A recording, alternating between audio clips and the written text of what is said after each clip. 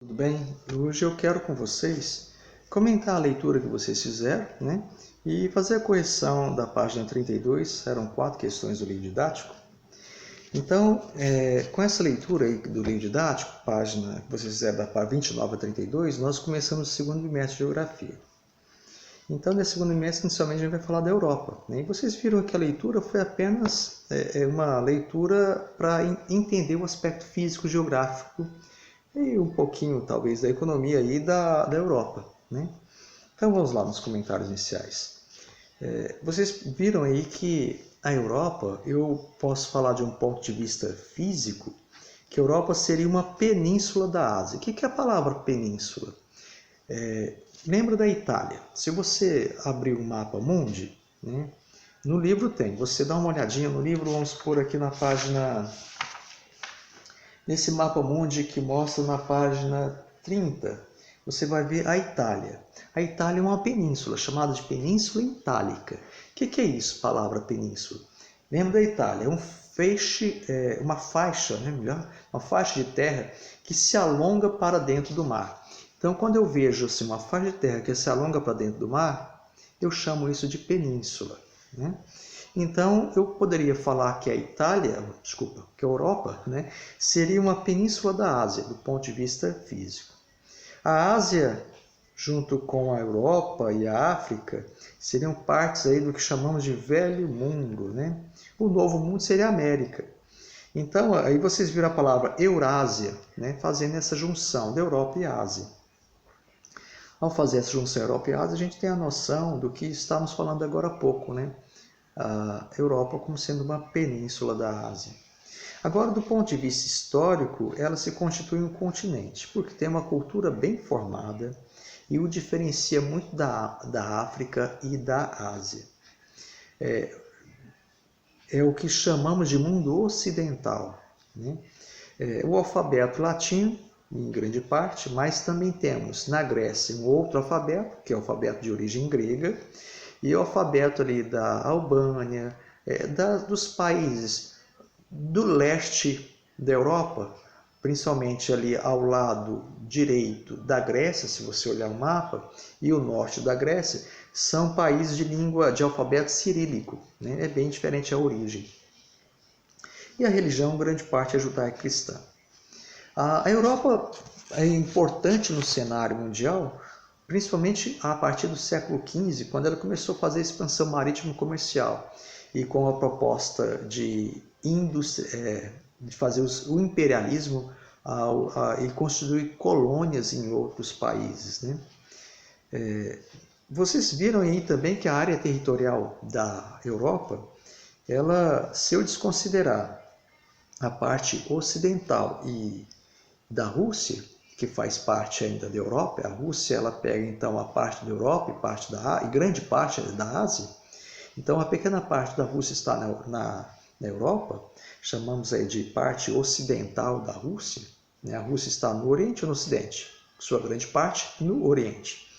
Então, se eu desconsiderar essa parte ocidental da Rússia, ela seria pouco menor que o Brasil. Quando a gente vê no mapa, né, por conta da proporção que se coloca no mapa, dá uma noção que a Europa é muito grande, mas não é, né? São países pequenos e bastante povoados. Bem, há uma diversidade, ela é composta de mais ou menos 47 países. Há uma diversidade étnica e linguística. Linguística é o quê? É idioma, né? Étnico é o que chamamos de raça. Ultimamente a gente fala de etnia. Então, uma diversidade muito grande. Etnia são grupos de pessoas de uma mesma característica, física, biológica, costume, cultura. Então, eu tenho lá várias etnias. E é um problema muito sério isso, por conta dos conflitos que gera proveniente das disputas de alguns grupos que não aceitam outros grupos dentro do seu estado. Então, nós temos aí movimentos separatistas, movimentos chamados de étnicos nacionalistas, ou seja, de não aceitar uma certa minoria étnica no meu país, e acontece até fatos de terrorismo, como grupos terroristas chamados de ETA e IRA. ETA são do povo basco, que o povo basco ele é uma etnia que está na fronteira entre Espanha e França, grande parte na Espanha. E eles não aceitam muito bem o domínio espanhol, então queriam constituir um Estado independente. A Espanha deu uma certa autonomia aos bascos, mas essa autonomia é muito restrita, na verdade, né? Porque o governo espanhol não quer perder essa área de grande importância que é essa região que chamamos de bascos. Por exemplo, ela é uma região de uma economia bastante forte, né? E o IRA, que é um grupo terrorista criado na Irlanda, quando a Inglaterra ela conquista a Irlanda, há uma certa disputa dos irlandeses querendo expulsar os britânicos, né, os ingleses, e se constitui esse movimento terrorista do IRA, um grupo armado, né, fez bastante explosões em carros-bombas, homens-bombas, né, desse tipo. Ótimo, então vamos prosseguir. A Europa tem vários pontos estratégicos do ponto de vista militar e também do ponto de vista econômico. Né? O Canal da Mancha, que separa ali a Inglaterra da França, um braço, né, uma faixa do mar.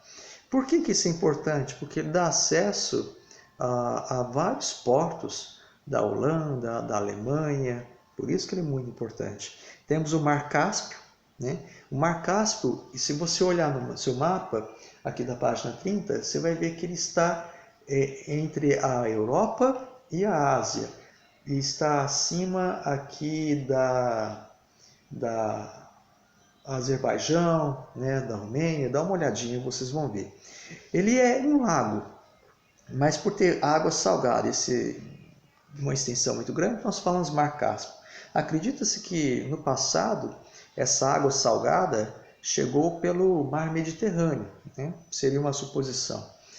Bem, qual que é a importância do Mar Cáspio? São jazidas de petróleo. Então já viram que o petróleo é o chamado ouro negro, né? Portanto, bastante importante para o homem ainda. O Mar Negro, né? Está aí perto da Turquia. Por que ele é um ponto estratégico na Europa? Porque ele conecta a Europa Oriental com a Ásia. Você saindo, e a pessoa pode sair, portanto, da Ásia, passar pelo Mar Negro e encontrar o Mar Mediterrâneo e depois o Oceano Atlântico. Então ele tem uma saída para o mar, para a sua exportação muito grande. Passando por vários estreitos, aí você chega ao Oceano Atlântico, chega às Américas, por exemplo, né? Então, por isso, quem controla esses pontos estratégicos, chamados de pontos geopolíticos, tem uma grande importância, uma grande riqueza, né? Vamos lá nos limites da Europa. Norte, Sul, Leste, Oeste, os limites, né, a partir dos pontos cardeais. No norte, Oceano Glacial Ártico, e vocês podem ver que logo depois, quando a gente fazer essa diferenciação norte, sul, leste, oeste, vocês vão ver que a gente pode observar os climas de acordo com a vegetação. Então, no sul, Mar Mediterrâneo, oeste, eu tenho aí oeste, o Oceano Atlântico, né? Vários mares, vários golfos, vários canais, né? Um intenso comércio nessa região. Mar do Norte, na Noruega, na Suécia, passando ali pela Alemanha, vários. Então, é um comércio muito grande. Então, controlar essa área é muito importante. E no leste, né, é o limite com a Ásia. E está nos Montes Urais, com uma cadeia de montanhas, e o Mar Cáspio. E também o outro limite natural é o Rio Ural, né, que dá nome a um dos Montes Urais. Então, esses são os limites. O importante é que na Europa, por ser uma extensão até de pouco tamanho em relação a alguns outros continentes, né, nós temos aí muitas terras baixas, são as planícies. Mas também temos cadeias de montanhas, em especial os Alpes, Alpes escandinavos, os Alpes da Suíça, Alpes escandinavos na Noruega, Suécia, os Apeninos na Itália, os Cárpatos na Ucrânia, Pirineus na fronteira entre Espanha e França, Cáucaso na Geórgia e tantos outros. Esses são os que a gente mais menciona. O que são essas cadeias de montanhas? Muitas são formadas pelo movimento das placas tectônicas, né? As placas se movimentam, se chocam e elevam a parte da Terra, dando origem a essas cadeias de montanhas. Como temos aqui a Cordilheira dos Andes na América do Sul, né, lá no Chile, uma extensa cadeia montanhosa por conta de uma falha tectônica, né? Das placas que se movimentam, elas podem se chocar ou se afastar, provocando, quando se chocam, cadeias de montanhas, e quando se afastam, falhas geológicas, né? Geológicas. Mas também temos planaltos, todos os relevos a gente vai lá, planaltos, central do Russo, o Volga, importantes rios, como rios tanto na Alemanha, na Itália, na Espanha, o Reno, o Danúbio, o Lorena, o Tejo. Por que os rios são importantes lá? Importantes, mas muitos também bastante poluídos. Por que são importantes? Porque é a forma de você transportar, fazer a navegação de transporte das regiões industrializadas para os portos e para o mar, né? Para o mar, e depois você atinge aí os outros continentes. Por isso os rios são bastante importantes. São rios com navegação muito intensa. Bem, várias ilhas. Islândia, vocês vão ver no mapa, né? Está no norte, uma ilha com também muita incidência de vulcões. Vamos explicar daqui a pouco. As Ilhas Britânicas fazem parte da Grã-Bretanha, e Ilhas Britânicas é a Inglaterra. Vamos pensar assim, você vai ver no mapa duas ilhas, são chamadas ilhas da Grã-Bretanha e da Irlanda. Então a Grã-Bretanha, ou o Reino Unido, vamos falar assim, que compõe aí os países da Inglaterra, Escócia, País de Gales e Irlanda do Norte, né? E a Irlanda do Norte e a Irlanda, ou Eire, ele está na ilha da Irlanda, né? Então, por que a Irlanda do Norte faz parte do Reino Unido? Por conta da projeto expansionista, né, da Inglaterra, né? Tanto que ele colocou sobre o rei, nessa figura Reino Unido, esses países. Mais uma vez, faz parte do Reino Unido, né?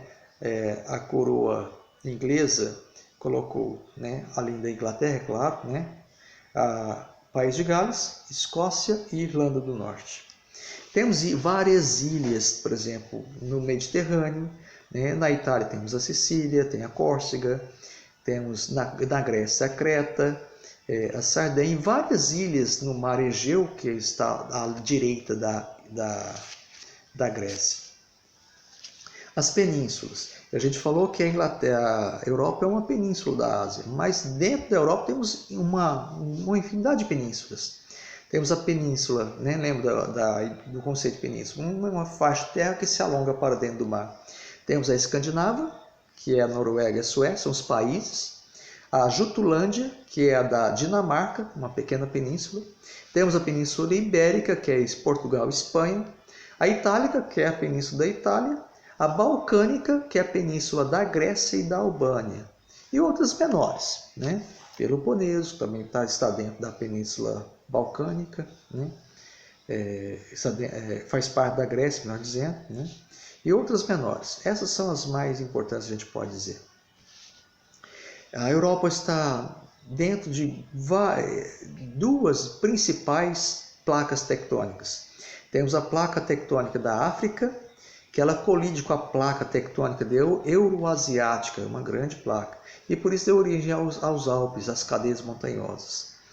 Temos os Alpes escandinavos, que a gente já falou, né? Que ele foi ao contrário, foi o afastamento das placas norte-americana e da euroasiática. E nessa última, né, norte-americana e euroasiática, essas duas placas tectônicas, ela formou o que chamamos no mar de dorsal oceânica. O que é isso, dorsal oceânica? São cadeias montanhosas dentro do mar. Então, você pega um mapa que mostra o relevo do mar E no relevo do mar, nós temos planícies, temos planaltos, temos cadeias de montanhas também. O mesmo relevo que você vê na Terra, você vê dentro do mar. É claro que se você tirasse toda a água do mar, você veria esse relevo. Então a dorsal mesoatlântica, ela separa, é uma faixa de cadeias de montanhosas que separa, está quase no centro do Oceano Atlântico.